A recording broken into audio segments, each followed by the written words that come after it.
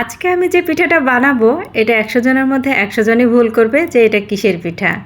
এই পিঠাটা পছন্দ করে না এমন মানুষ খুঁজে পাওয়া যাবে না। তবে এই পিঠাটা বানানোর কিছু টেকনিক আছে, সেই টেকনিকগুলো ফলো করলে এই পিঠাটা হবে খুবই সুস্বাদু, খেতে যেমন মজার হয় গন্ধটাও কিন্তু চমৎকার আসে। তো চলুন আজকে আমি এই পিঠাটা কিভাবে বানিয়েছি সেটাই আপনাদের সাথে শেয়ার করব। হ্যালো এভরিওয়ান, আসসালামু আলাইকুম, কেমন আছেন সবাই? আপনারা হয়তো এখনও বুঝতে পারেননি আজকে আমি কী দিয়ে পিঠাটা তৈরি করব। অনেকে হয়তো ধারণা করেছেন এটা তালের পিঠা, কিন্তু না, এটা হচ্ছে আমের পিঠা। তো আমের মৌসুম থাকতে থাকতে আপনারা কিন্তু এই পিঠাটা বানিয়ে নিতে পারেন। তো প্রথমে আমি 2টা আমের পিউরি নিয়ে নিয়েছি, আর এতে দিয়েছি 2 টেবিল চামচ নারিকেল কুড়া, আর সাথে দিয়ে দিলাম 3 টেবিল চামচ গুঁড়া দুধ, আর 3 টেবিল চামচ দিয়ে দিলাম চিনি। তো এগুলো দেওয়ার পরে এর সাথে আমাকে কিছুটা পরিমাণ বেকিং পাউডার দিতে হবে। হাফ টেবিল চামচের মতো আমি বেকিং পাউডার দিয়ে দিলাম, আর সাথে দিয়ে দিলাম সামান্য একটু লবণ।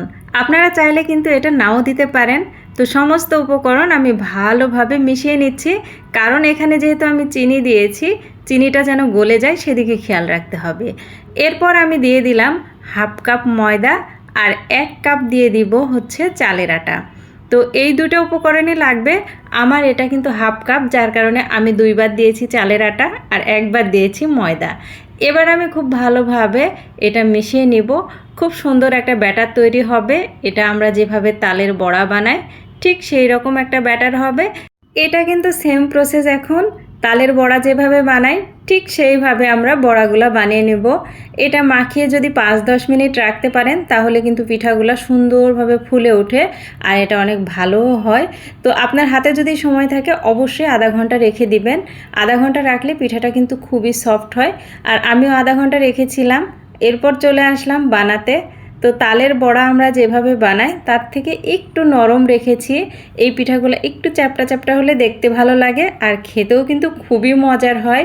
তো আম থাকতে থাকতে আপনারা চাইলে কিন্তু এইভাবে বানিয়ে নিতে পারেন, এটা খেতে খুবই মজার হয়।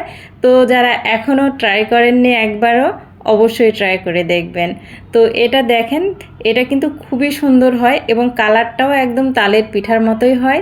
এটা দেখতে যেমন সুন্দর হয়েছে খেতেও কিন্তু খুবই মজার হয়, বাচ্চারা অনেক বেশি পছন্দ করে, আর আমের সুন্দর একটা ঘ্রাণ আসে, এই কারণে এটা খেতেও ভালো লাগে।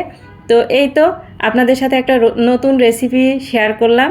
কেমন হয়েছে অবশ্যই কিন্তু কমেন্টে জানাবেন, আর অবশ্যই একবার হলো বাসায় ট্রাই করে দেখবেন। পিঠাগুলা কেমন হয়েছে কমেন্টে জানাতে একদমই ভুলবেন না। আর দেখুন আমার সবগুলা পিঠা ভেজে নেওয়া হয়ে গেছে। তো সবাই ভালো থাকবেন, সুস্থ থাকবেন, আর একবার হলো ট্রাই করবেন। আল্লাহ হাফেজ।